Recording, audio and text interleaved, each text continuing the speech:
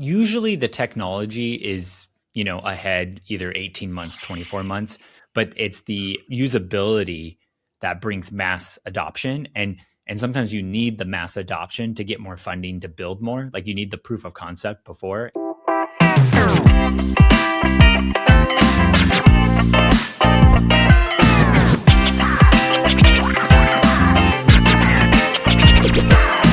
of my favorite social networks is X, and one of the things about that platform, you're and outing yourself. I am outing myself, and is that people just love. I mean, people want to be heard. Like people want to be perceived as successful, and they want to be successful.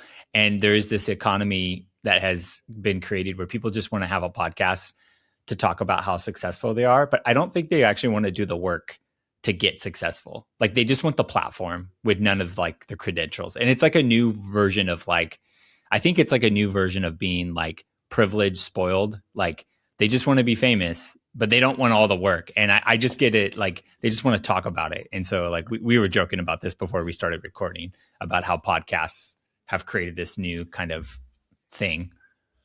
The Christian equivalent to that is that, there's plenty of podcasters that fall into that too, but it's the pastor that builds a church and then goes on the speaking circuit and steps away from the ministry.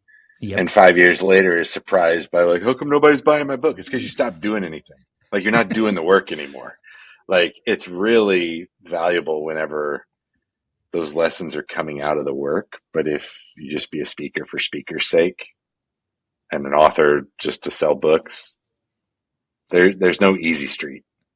Yeah, there's not. I mean, I was joking with a friend.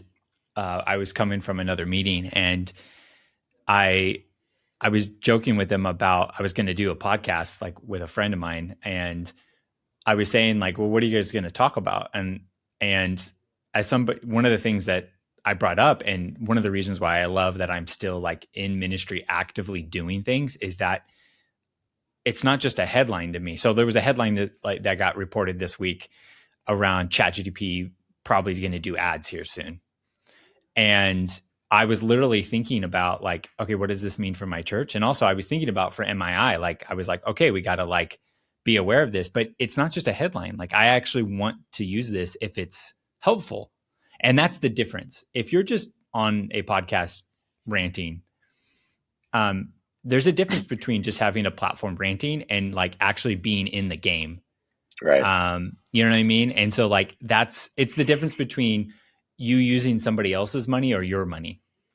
And I think I want to be somebody that no matter whose money I'm spending, I'm treating it like it's mine. And I think that's a stewardship principle. Like we should be good stewards of the moment. But sometimes when you're just chatting, you forget. And so, yeah, like I love, by the way, just everybody listening, watching, we love podcasts. This is why we're doing this. But we're also people that actively are doing the things we're talking about. Yeah, doing the work. Yeah, doing the work. Yeah, that's well said. And I think you've perfectly articulated what makes MII different, too. It's like you, me, others are out apart from just the MII work, doing work with other teams, like practitioners. We're practitioners. Yep. And MII has done a great job like assembling a team of practitioners to bring those insights. I just had this conversation 30 minutes ago with a person about like from the business space that I'm in. I was like, you have all this insight and understanding from this very specific element, this sector of science. And it's like you're trying to apply marketing principles to it. I was like, that scientific expertise is what's going to make you successful. It's not about like the marketing hacks or whatever. Yeah. And I think that's what made we're here today to talk about the AI, the impact AI Impact Summit hosted by Media Impact International in Cairo recently. And this is exactly what it was. It was a group of AI practitioners that MII brought together with over 300 people that attended this event. It was crazy. Yeah. Were you surprised by that? How many people were there? I mean, I was. I mean, I think there is this general feeling sometimes that the church is behind on things. I think there is church and ministries are behind. We tend to be really slow to change. And so sometimes when you're talking about something so, I mean, even to this right now, like AI conversations are so controversial because they're so jarring. Like, are they going to displace people? Are we in another like industrial revolution moment? Like, and I was really excited that church leaders, ministry leaders are on the cutting edge and want to hear about this stuff and aren't just running from it, but leaning in and asking the question, how do we leverage the moment we're in? So like I was surprised, but I was so encouraged by and everybody, it was long days and people Oh, so were long. interested. I know. I know we had jet lag, but Well, not just that. I mean, it was a long day. it was a long day. Yeah. I mean, I don't even remember now. I 9? mean, it was like 9 to 7 every day. Like Yeah. for yeah, I mean, and they were dynamic, long. I mean, we had keynotes and workshops, like showing real tools. I mean, and so like I know we'll get into it, but like yeah, it was awesome to see the engagement. And the conversation continued at dinner afterwards, Yep. So like those days were, if you did not attend the Impact AI Summit, you should put it on your calendar whenever the dates are announced for next time, because it was tremendous. The people that were in attendance was incredible. I mean, to your point, Jay, it was like it wasn't just from the main stage where wisdom and insight was being presented. Like I learned a ton from the people that were there, and it wasn't like a mismatch. It was very complimentary, which I thought was so unique. Well, it Sometimes, was go well, ahead. I was just going to say like just to kind of add on to that, like what I really loved was sometimes when you're in your own bubble, of maybe culturally or like your country or whatever it is, sometimes you forget how this is impacting other regions of the world. And what I loved was the pollination of, oh, this is how this is impacting, let's say, the MENA region, or this is how it's impacting Europe, and then we had some, people from America, and you just saw the different perspectives. And this is the value. I think this is the strength of MII, of having these different coaches and leaders in different regions. But I loved hearing that, especially like we had sessions in different languages with translation, and you can kind of see like the moment we're in, using AI in various ways too to execute. So So, somebody's listening to this that didn't attend, and they're like, "Okay, we get it. We should have been there. Stop rubbing it in." Like, what were some of the takeaways for you?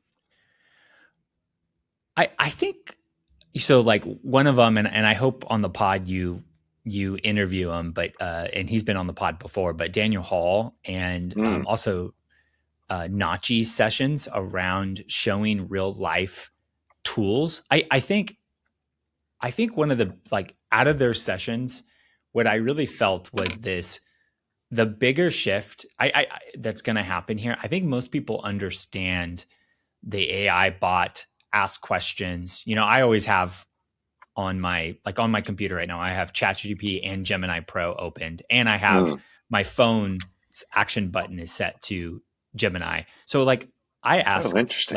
like I use AI constantly to learn if I'm in a meeting and somebody asked something. I was listening to a podcast a couple of days ago and they were talking about the difference between CPUs and TPUs. And I was like, oh, what's that? Like, and I know the difference, but like, I was like, can you explain to me like a fifth grader what the difference is between a TPU and a CPU? And, and so I use it constantly that way. But those sessions from Nachi and Daniel, they really leaned into the agent revolution that's going to happen, meaning it's not just a Google search that's going to help you learn. It's actually, they're going to go do things for you. And I don't think most of us have actually had agents do things for us, and them showing demos of how you can use AI to actually do things for you now. I think I really unlocked like, oh, this is how it's going to change my workflow in the next year or two, or even some things now. One of the things I want to ask Nachi about is, because the day of that event or the day before, I think it was Microsoft. Was it Microsoft that announced in the Edge browser, Copilot agents are Mm. integrated into the browser. Oh, And oh, and so it's like this stuff is moving so quickly. I don't have to go build. I was building an agent yesterday. I was like, I'm not going to have to do this very much longer.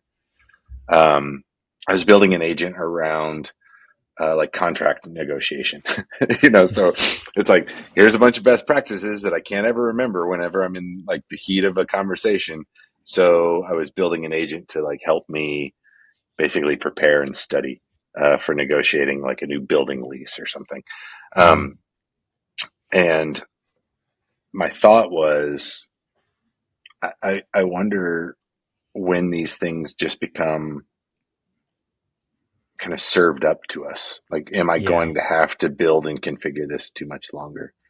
Uh, it's always difficult to kind of predict where things are moving. But what was your sense? Are like in that room, were most people using agents yet, like today, currently, or was that a new concept to most people? I think it was a fairly new concept because I think you're right. I think, generally, usually the technology is, ahead either 18 months, 24 months, but it's the usability that brings mass adoption. And sometimes you need the mass adoption to get more funding to build more. Like you need the proof of concept before. And so it's a little bit of a chicken and egg moment usually with new technology. And I didn't feel like people were, I think a lot of people were using Chat, GGP, or like Gemini or whatever they use, but they weren't using agents. And to be honest, like I don't use agents. Like I unless if it's Really? integrated. Yeah, I don't. I mean, I've explored N and 8 where you can build nodes and you can do creative things. Daniel had a couple tools that I use, but like I don't have workflows that really that I don't like. I heard this. One of the thoughts that I heard in a podcast last week was this idea of, um, the first internet of the 80s and 90s was it would you could replicate tasks on the internet and using software. So like if you're doing sheets or math equations, maybe in the 80s and 90s, you transferred to Excel or Mm-hmm. Google Sheets later. And so it's easy to replicate tasks that you just do. So the first wave of the internet made that really easy. What AI and agents are really going to do is the next wave is verifiable tasks. And so what that means is if you can tell a computer or an agent, here's how I do this in this order, and here's the things you should check, and you can verify the workflow, you're going to be able to easily hand that off to an agent. And so the first Hmm. wave is just tasks. So, oh, we're doing worksheets. Now we're doing it on Excel. Verifiable tasks are multi-stage with thought process, but you need to verify it. And that's the problem. This is why it's more affordable, usually up to this point, to hire a virtual assistant or have an Right. assistant because the human can under the complexity and I train them a bunch of times and then they can do it. The human brain is really good at absorbing all that information. But I think agents soon, and I think we're just relying on, I think Gemini is going to do it because it's just going to be built into your mail and stuff like, oh, every time this happens, I think the interface is confusing enough. And I think that's why people aren't using it at mass yet.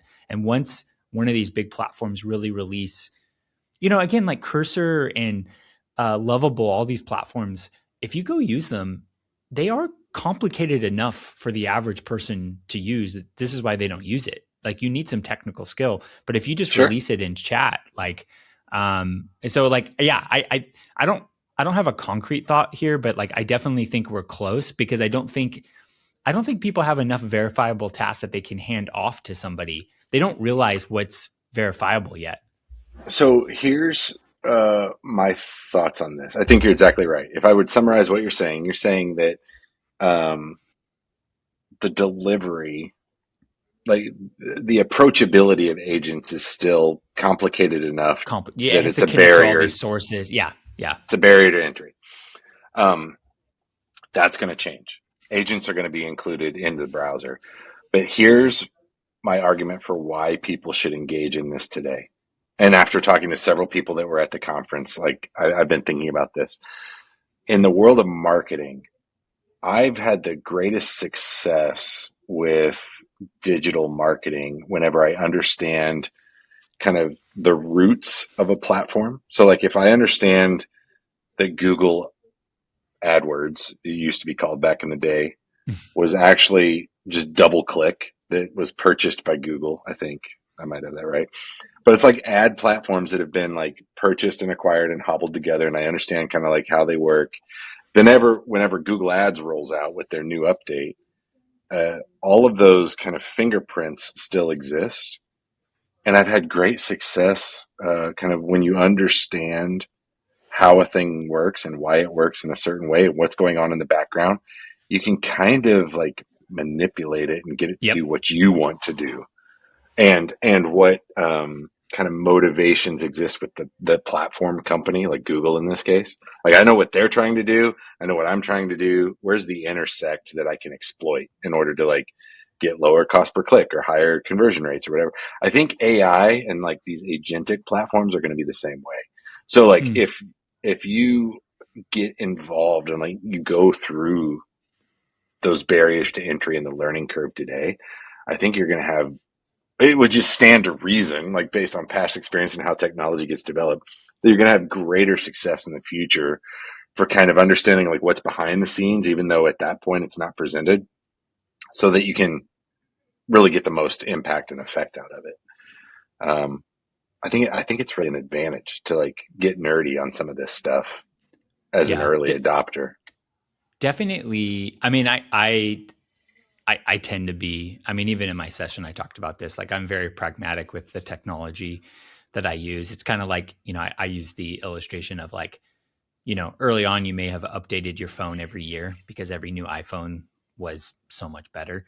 And now it's like I update every 3 to 5 years because I don't really need the newest iPhone. Like, I just need, because it just does its task. And I think at the end of the day, when these agents are going to solve problems and people, I do think, to your point, it's going to need to be laid up in a way to, oh, this is the value of it. And I still, I think I like one of the, and we talked a lot about this because this is something MI does, but one of the greatest places I've seen like agent type of solving is around Advantage Plus in Meta's platform. One of Mm-hmm. the, and I, meaning like you used to have lookalike audiences and create stuff. Now this thing just, Meta just finds your targets. Like they just find the people and it just gets better. And then it will literally tell you, oh, if you convert this to a video, you can get 12% better click throughs. By the way, if you did this, if you replicated and did A and B testing, you can get 5% more effective. It literally tells you things and you just hit buttons. Like Meta's ad platform has really leaned into it. But again, that is a closed ecosystem and Meta can like solve the problem. I think where I got really excited from Nachi and Daniel's like sessions and some of the other sessions was, how do you do this in a more generative way in my daily life? How do you move beyond these ecosystems? Because I think Google's going to be able to do it well in Gmail. Meta's going to do well in that ecosystem. This is why I think people, rightfully so, were excited about Apple's execution of this originally because it's on the phone. But then when they failed, Yeah, you're like, it's terrible. oh, it's terrible. Like this is not, this is just like Grammarly, like upgrade, like features. Like this isn't really like it's, and so I think I'm really excited, but I'm probably more on the, I'm, and I've said this at the event multiple times. I'm more skeptical at we're not in a bubble, but I'm more skeptical that it's going to actually, the agent stuff is going to be super user friendly to most people's daily tasks as quickly as we think. Like I think it's going to be really good for marketers, for high end users, people that are in. But I think like I think the tool, the interface is going to be really important. This is what chat got done right. They made it.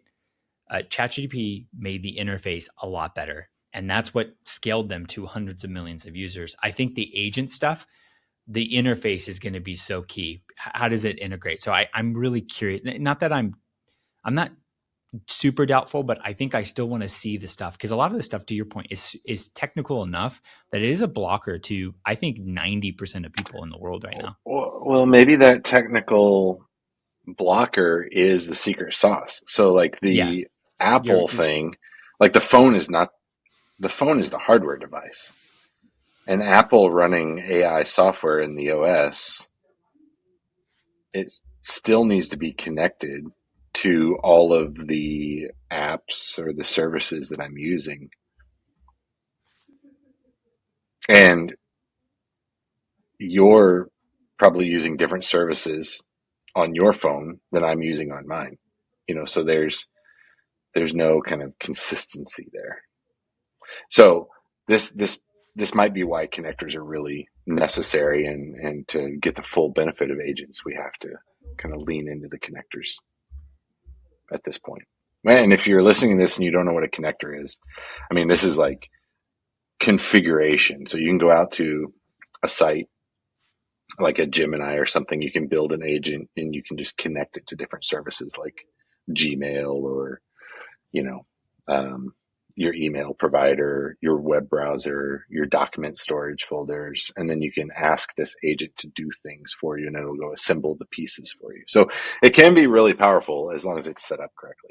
And the setup, I mean, despite what Jay's saying here, and I agree with him, but it's not so overly complicated that it can't be done. So I would encourage you to try it out. Yeah, and I would just, I think I would add, if Apple, like, really the encouragement here is that as we're talking about Apple in some of these struggles, like AI is this hard moment we're in, and even companies like Apple are struggling in this moment. And also like companies like OpenAI are having moments. Like a couple months ago, they were like, so like you needed to buy their stock because that they were so hot, like people were so excited for that. And now there was just this message yesterday, like code red, that they're struggling internally. You know what I mean? Like what's that about? And it just shows like we need to be learning. You need to come to events like this to be learning what's new, listen to podcasts like this, stay in the loop, because stuff is changing so quick, and even the biggest companies in the world are struggling in this moment.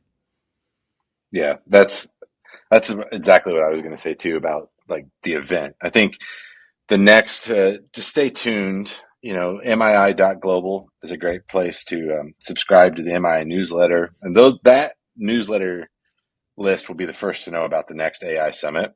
Honestly, we rolled this out. The team in Cairo was like, I think we should do this. I think there's going to be a lot of need and a lot of interest. The interest was overwhelming. I think we were all surprised by how many people were excited about this, and then also the conversations that came out of it. And so it definitely will be happening again, and that's a great place to get advanced notice because it sold out like Yeah. 4 days, like so Yep. quickly.